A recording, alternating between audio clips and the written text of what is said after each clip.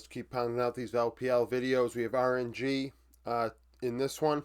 The last 3 years, the team has definitely gone off the rails. 2022 MSI champions, 4th place in the LPL. Last season, 9th in 2023. And then, I guess last season, 2024. 2023 was 2 seasons ago. Last season, completely off the rails. No playoffs. Team was a disaster. They loan out their best, what ended up being like a great prospect to FPX, and now they have him back. But, I mean, the team is in shambles, absolute shambles. Highly, criticized for their, I've seen many things about possibly not paying their players, etc. In the end, they still have a roster, though, so all those people that said, oh, they won't have one, they were wrong. They're here. They're going to play. And they didn't have to sell Milky Way or Tangwan to do it. So right now the team is ranked 12th going into the season based off of last year's stats. I feel like that could be the worst rating, depending on what you think of the bot lane duo. As the season goes along, both LDL players. Top lane, we have Zhao Zhu joining from Rare Atom. Decent player, a young player that really hasn't been on a good team. And probably won't be on a good team this year either. 2.6 KDA, 57 KP, 8.2 CS per minute. Positive 0.7 share differential, so gives more than he gets. 1.29 damage divided by gold. Down 110 gold at 15 minutes. 2.45 vision efficiency in summer. 13 champions in 82 games. That stat line would rank 8th amongst LPL top laners last season. Is 21 years old. Aatrox, K'Sante, and Jax. 55% of his champion pool.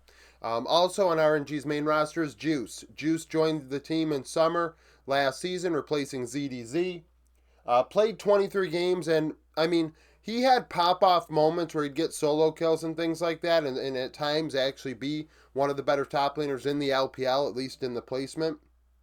I believe it was placements, or maybe it was in the lower bracket. Either way, he did have some decent moments for a guy that didn't have much development opportunity. I thought that, you could do worse, especially given where RNG were. RNG, playing a mid laner at support towards the end of the split, it was a disaster. 1.7 KDA, 62 KP, 7.8 CS per minute. Very involved in RNG's kills. Goes to show you how aggressive he was, finding opportunities for solos, etc. Negative 2.1 share differential, though. So getting all that gold, not doing much with it. 1.18 damage divided by gold. Went even at 15 minutes, which is something to note. Even if he was in the lower bracket, a guy with no experience on a team this bad going even against players that were in that lower bracket is notable, in my opinion. 2.97 vision efficiency, 8 champions, 23 games. Cotton is the third top laner on the roster. Of course, the gem of this team is Milky Way. So I can understand why Milky Way did not play last season on RNG. They were playing Way. Way has earned that respect. Now, it took them a long time to be able to find a way to get Way off the roster, and in doing so, they had to loan out Milky Way. They loan him out to FPX. They use that money to then go and do other things, maybe even just field their roster last season. Milky Way was one of the best rookies last year in LOL Esports, and certainly one of the best junglers, if not the best. Carry-oriented, very strong, was a key reason why FPX did get to where they did, and were one of, a playoff team in summer for sure, and in spring as well. 3.8 KDA, 75 KP, and a 6.5 CS per minute. Things went through Milky Way. 3 out of every 4 kills, and high resource. If there is a thing with this RNG roster, it's going to be Milky Way in control. He's the one that's going to make this roster sink or swim. Negative 1.9 share differential, 1.21 damage divided by gold. Something to note, though, at 15 minutes, on average, he was behind 200 gold. So that inexperience in the early game did play a role in some of his struggles. He did play against better junglers in the upper half, but that is part of it. If we want to claim he's one of the best junglers, some people thought I should have had him in my top 5s video in May, which was really out of pocket. But if you want to even say he's in that conversation of being, top 5 in the world, holy crap, let alone top 5 in the LPL, you can't be behind at 15 minutes. like that. 200 gold every game he goes even. He's behind 400 in another one. On a team like FPX, it wasn't awful. High vision efficiency, very, very strong in his ward placement, 5.11 per ward. 17 champions, 85 games, ranked 4th in the LPL last season as a rookie, 20 years old. Lee Sin, Kindred, Lilia, accounting for 41% of his games. The backup is XBY. XBY actually played 2 games with RNG last season, the other 61 in the LDL. He had a 3.2 KDA, a 68.2 KP, and a 5.8 CS per minute. Just over 1 damage per gold, and 17 champions, 63 games. I really highly doubt he pushes Milky Way for an opportunity.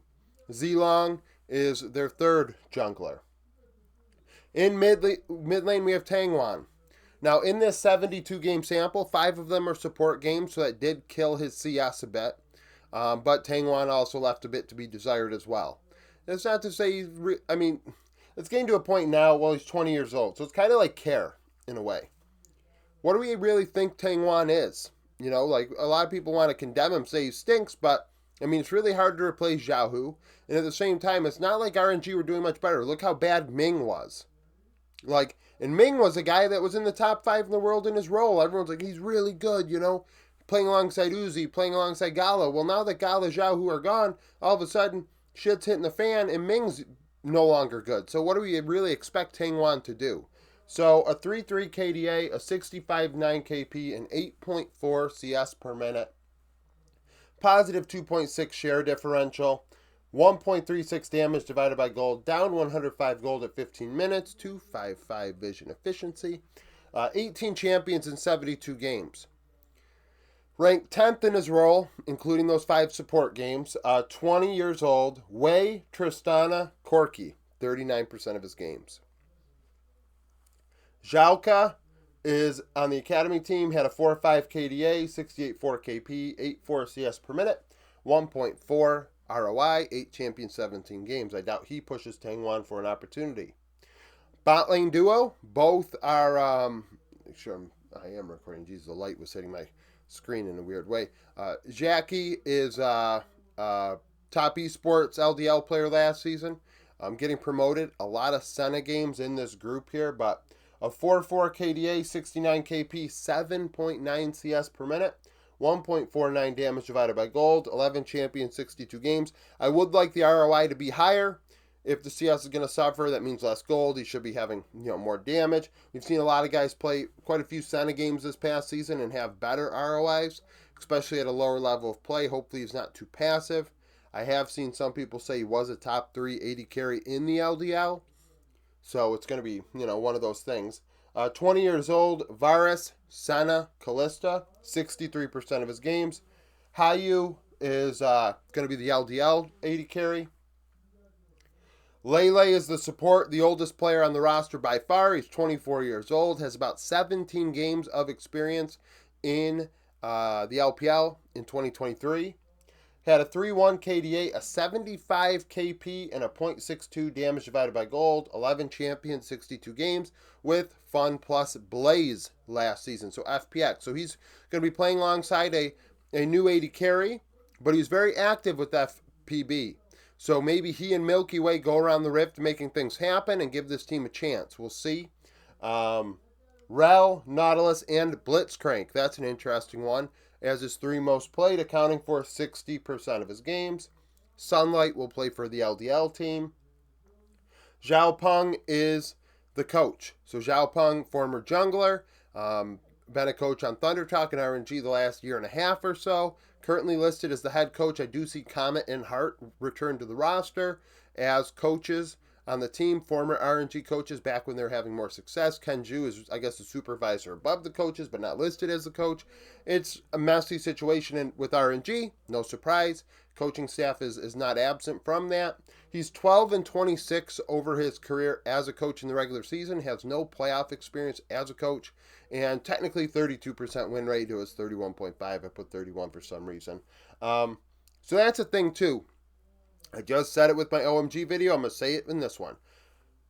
the coaching staff plays a role in how well these players develop. We can say a player sucks all we want, but if there's no development there, there's no opportunity there. We know RNG are a bad org. How can you say Tangwan is a bad player when you also say the org is bad? Like, you don't really want, like, are you just that cringe? You can't, like, say, hey, you know what? If the org is bad and it's a bad work environment and it's not suitable for development, then we really shouldn't condemn players on that team that are young and trying to make a name for themselves struggling. It's no surprise. It should not be a surprise to anybody. So, I mean, this org, we'll see what happens. Right now, I have them ranked 12th going into the season. We'll see how this bot lane duo does. Milky Way, like I said, will be making or breaking this team in terms of it being even like kind of competitive. I mean, in my opinion, and I approached this with FPX last season, and hell, you definitely do with RNG this year. You just ban out Milky Way, and you triple ban, and then if they don't pick in the first rotations, you do another double ban, and you take Milky Way out of the equation, and you'll probably win easily. So that's it for the video. Thank you for watching. If you liked the video, like it. Subscribe to the channel for daily League of Legends content. Follow me on Twitter, join the Discord, become a YouTube supporter, and hope to see you again tomorrow.